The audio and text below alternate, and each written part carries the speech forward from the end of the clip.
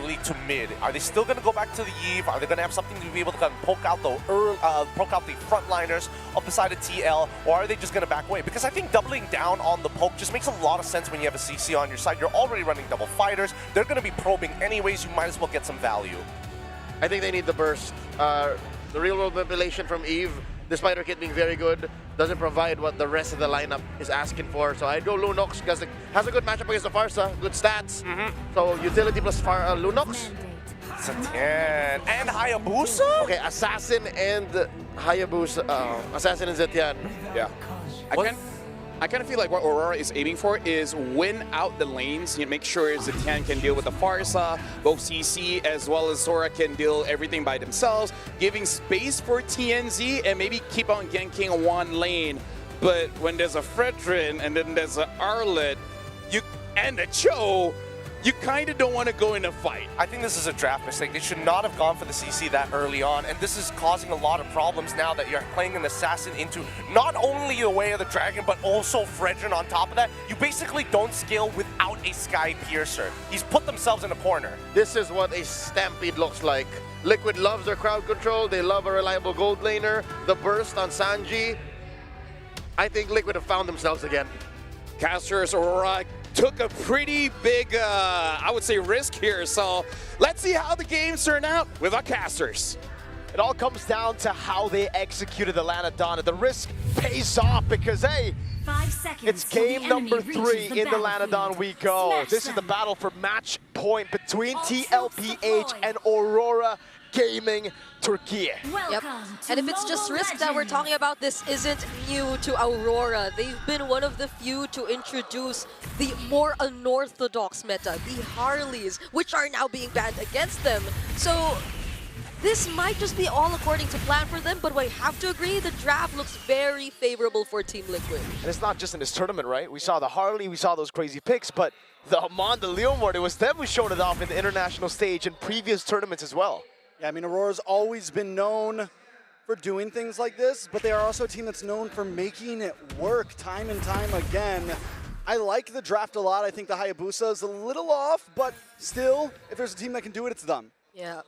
Yeah, the emblems, everything looks pretty standard for majority of them. A lot of thrills, so I'm guessing Team Liquid really want to take things into or under control, but Aurora Gaming, despite everything we've mentioned, at least with the Zetian, we're seeing how they also are keeping the mid lane under control so far. So I guess that's stopping Team Liquid to a certain extent. Yeah. That's something we have been seeing a lot from the Zetians.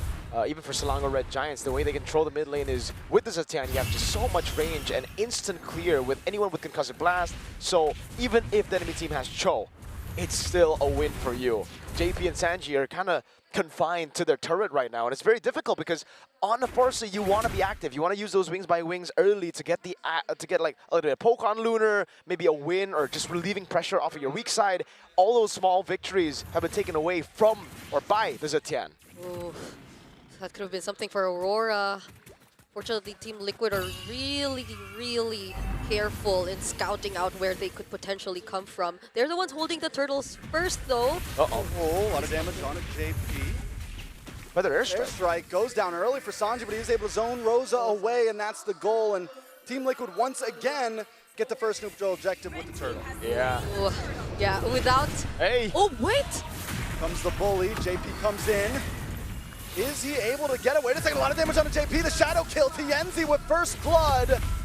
He's just able to, he does lose the purple buff over to Carlteasy, but still, at least he finds some revenge. Now Sanford taking a little bit of damage as well, but the disengage happens. Okay, that flicker was a bit off-timed. I think he could have escaped that a bit or could have split up the damage a bit more, but then he clicked it right as the Ogi shadow kill was cast, so he had to go down. Could have been better, especially as he used the flicker. Oh, Pagu 2 using the flicker, but going back, yeah. Team Liquid Philippines at that point, I feel like Aurora Gaming should have been more, wait, maybe we talk about that later. The Dragon on TNZ, TNZ instantly taken out. A Tsunami Slam from Pagu, Carlteasy wants more, gonna come in. Block on Pagu, Sanji showing up to the party as well. Pagu decimated, taken out, wiped off the map. A double kill into the hands of Carlteasy. Wait, Lunar? Sanford in trouble, Lunar trying to find something. Hopefully he can pick it up, yes, Lunar gets the solo kill. up against 40. Who's the Apex Predator now? Lunar winging out up top, but also uncharacteristic on both sides. Yeah, Sanford getting solo kill. Carl Teasy recalling on Pagu. I don't see that often. I can't help but recall what they mentioned in the interview. He just wished good luck to wait. Oheb? Got a kill on Oheb, Blazing Duet. He will be safe. The fighter emblems just Okay. too much. Maybe I can continue what I was saying now. Yeah. But Never mind. Never mind. Okay. Okay, Okay. yes. Yes. Now I. Never mind. Oh, never mind. Okay. Wait. You're good. Go. Go! Go, quickly. So okay. So Carl TZ did mention good luck to whoever they're facing against next, because they're really feeling it right now. So maybe that's one of the indicators that they are, because he doesn't usually spam the recall. Especially after last game. Oh, Sanford! Oh! Flash on a Tansy. Tansy's not going to get out of this one. Big Boom does show up. Get some nice damage on a JP. Looking for one more Ooh. shot. Bagu unable to connect with a Tsunami Slam. Rosa as well. JP gets away safely. Finally, Tsunami Slam does come on to Sanford. Wow. Takes some more chip damage from Rosa. He tries to dash back. Gets back to the turtle. It's another neutral objective into the hands of Team Liquid. Beautifully done by Sanford there. Getting solo killed up top, he instantly just rotates over, plays for the team, knows that, all right, in this matchup, I'm kind of cooked. Might as well just go and enable the team, the part of the team that's winning, Yeah. and then rotate back up top. Lunar, he's a Sora. He's great in team fights, but in terms of sieging turrets down, not that good. You can already see that the punishment from Sora just staying in lane wasn't all that. Yeah, and it's the small things. The way he always tries to help JP, that Dauntless strike last minute, just Yep. so JP could survive. And JP himself too, with that well-timed Shunpo, so he doesn't get caught in the title strike. So everything is just slowly falling into place for Team Liquid here. But you have to also note, Aurora Gaming, they're not letting things completely go their way. They're looking for the trades, and these are really good trades because they're getting turrets across the map. Taking a look at the items here, rush to the Oracle there for Lunar, wants to get more benefits from the healing of Kalea passive. You're constantly proccing in team fights, and it makes sense because he has Concussive Blast. This is the thing that we've been seeing a lot of teams go for as we develop into the later stage of the M7 World Championship. Earlier on in the wildcard, it was all Brave Smite Soras. Then we got to see Lutpi play the Concussive Blast, and I'm like, wait, how does this work? He lost on that, and then I'm like, okay, maybe it's not the best. Then we saw more and more Concussive Blast just for Prio, and now it's the best emblem to go for. No one ever goes Brave Smite again, except, I mean, this is what we're talking about XP, because Temporal Rain is pretty good for gold. Yeah. We saw that in Oheb's hands even yesterday, or even just earlier now when he used it and did a couple mistakes on the Sora, but that was already the Tsunami. Wait! Sanford! Now that's more like the Apex Predator. JP! Nice way the Dragon does connect onto Pagu. Feathered Airstrike as well. Shifting clouds keep Carl Teasy under the tower. JP now trying to run away as Pagu. Rosa want to try to refight this out. Oh no. Masanji and Sanford and all the rest of the team have showed up, and the taunt happens, and JP gets the kill.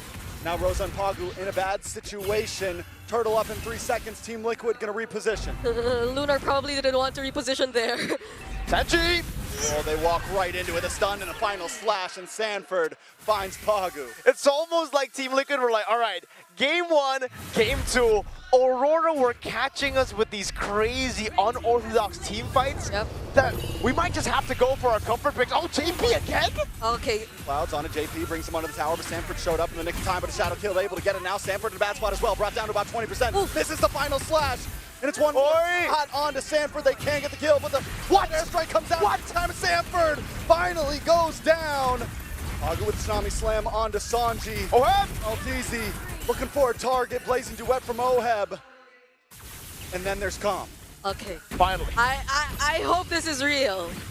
It Because is. they're a bit too far from each other to re-engage once again and cut us off. But yeah, We finally analyzed. finally, maybe not. Never Okay. mind. Well, you keep wasting time. You Yeah. gotta jump in Yeah, again. okay. But there you go. You see how these two players of Team Liquid really are working together almost all the time. It's JP and Sanford making things happen across the map, even without Carl TZ joining in. But when he decides to, that's where the narrative really shifts.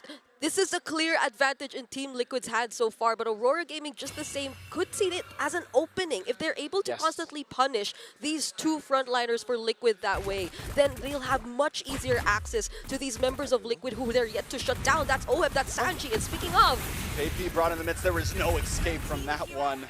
Yeah. I don't know about the Shunpu there. Like, he tried to, I guess, body block for Oheb, and then he ended up just going like, oh no, it's me now. All right, whatever, you know?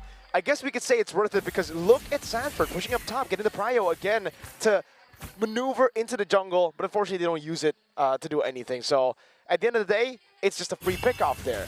But Team Liquid are still ahead by quite a bit, and the corrosion side will be done very soon by OF. That's going to be quick from him. Swift Trinity, Brute Force Breast Split already picked up now as well by Lunar. Yeah, that's a lot. That's a 2-level gap between the two junglers and a 1k gold lead too.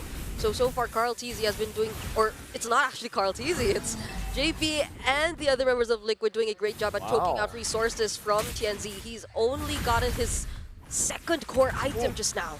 Hold on, Pagu able to pull Sanford back as TNZ goes into the back line. Oh! Shadow Kill does not connect, and Sanford able to flicker away. Lunar still in the midst of things with the shifting clouds, able to bring JP back to the team. Aurora, do they want to keep on forcing this? Lunar backs off. All right. That's a retreat. Genzi goes in with a Shadow Kill. Onto JP, looking for the final shot and gets the kill. The RNG just isn't in favor of JP. He's flickered out of the Shadow Kill. I think like this is the third time it's happened, and it just doesn't work in the way that you expect, right? Yeah. You want to flicker right as the Shadow Kill comes in so that it kind of buffers, but it's just unfortunate. The thing is though, even with the flicker, TNT already had the Quad Shadow and he went Shadow Kill Lunar. Team Clouds on a call TZ and Oheb in the face of a feathered airstrike, and the damage is too much. That should have been an opening. There was no retreat for Team Liquid. Wait a second, Pagu. Sanji takes out Pagu. Oheb has gotten the kill, but Sticky Boom finds Sanji. Carl TZ now in control of the Lord Pit. It's nothing but Rosa and TNZ left. I legit lost count of the number of vengeances that Sanford used in that previous fight. Oh my goodness, I thought the Fury of the Phoenix could have stood a chance, but yeah. And it was weird. Aurora Gaming, they had such the perfect opportunities. Carl TZ was forced to use his retribution in that previous clash. Team Liquid were already forced to back out. JP was nowhere to look for a setup, but Lunar probably in a desperate attempt to look for another setup to get more just so they could ensure that they have the upper hand and the advantage, tried to go for something. That's why when teams go for this kind of playstyle, it's a risk that you're taking where you might overheat yourself, right? And that's exactly what's happening to Aurora Gaming. They find some good team fights, but the fact that Team Liquid throughout the game has gotten more, it's gotten more wins in the team fights, it's built up frustration for Aurora Gaming. So whenever they only get like a small victory, one guy picked off, they're like, I want more. They're giving for TL hope basically to Aurora Gaming, and it's a false sense of security where Aurora are just like, we constantly want more, and the punish keeps on happening. You can't just be making these mistakes against Team Liquid. Look at already, with just a small mistake from Lunar, how much of a goal lead they built. Final slash! Bird! Sanji takes out Rosa. That's the final slash you're waiting to see right before a big push. With the flicker to off angle too, Rosa could not expect that. I mean, there was no way to react to it. He wasn't really visible, and then boom, JP! In the backside with a kick, but it's the wrong way, and sees Tsunami Slam back to the base. Immortality does pop. Sanford's gonna try to help him out. A shifting clouds though, make sure Sanford ill. Feather Airstrike does come down. Lunar force it back up. Trying to lock onto Sanji. Whoa. Does get away on the top side though. Oheb with a BMI back. Such great timing. Nice stun. Yeah. Okay, so they might not go for it first, but that was such great timing on the Purify. Oheb wasn't caught in the title strike, so his Blazing Duet wasn't cancelled out. At least Aurora Gaming were quick to react though, so they didn't feel majority of the damage just yet, but still that's already the Swift Trinity completed for Oheb. And mind you, that was the only time I think where he went in with the Blazing Duet. He wasn't alongside anyone else just yet, so what more if Team Liquid decide to commit with all these resources that they have? Yeah, take a look at the items here again. With the Wind of Nature as well, Oheb is just so free. There's not really a lot of lockdown by the time he goes in. Oheb's playing this Claude really, really well, and he understands the job description of playing the Claude at this point, right? It's not to go Blazing Duet with the rest of the team initially. It's to wait for some of these resources to be burnt out. Lunar CC being burnt out, the Tsunami Slam from Pagu, and then, only then will Oheb walk up to clean up, and it's been working amazing right now. So Aurora, what is the route they need to take to avoid that from happening? Because again, it really seems like there's no answer right now. Yeah, they do have answers in their lineup though. Very direct answers at that. They do have the Fury of the Phoenix. They can use it to cancel out or at least stop Team Liquid in their tracks if they wanted to, or if they timed it really, really well. And TNZ, well, it's also partly the JP not being as lucky today when it comes to dodging the Ogi Shadow kills. But right now, TNZ can also deal considerable amounts of damage if he wanted to, but okay. Speaking of, JP spots out where Aurora Gaming is going to come from. play. Quick movements from Aurora Gaming. Lunar comes with a shifting flash, but the knockup happens! And Aurora Gaming is shoved in their face! Back away from the Lord. Lunar taken out. Team Liquid going to advance. 2 members down, a Lord taken by the Chef. Team Liquid are looking for the end in game number 3 for match point. Yup, they lost Yenzi and Lunar, 2 of probably the most important heroes you could rely on for your defense. AP with a big kick lands on Pagu. Oheb gonna get some more shots on Pagu, goes down next. It's Siggy Boom and Rosa up against the Stampede. A Lord coming down the mid side. Oheb locks on a Siggy Boom. Siggy Boom trying to do something, but he just can't do it. Carl Teasy and Sanji lock on the base, and that's game 2 for Team Liquid. Match point secured for Team Liquid in the lower brackets. That was such a stark contrast between the Oheb we saw in the previous game and the much disciplined Claude that we got to see from him here in this game. But that was definitely mainly made possible by the amount of pressure that the Joe and Arlott were able to put across the map. That was such a commendable gameplay that we saw from them, coupled with the damage that Sanji provides once he finally gets a hold of this farm.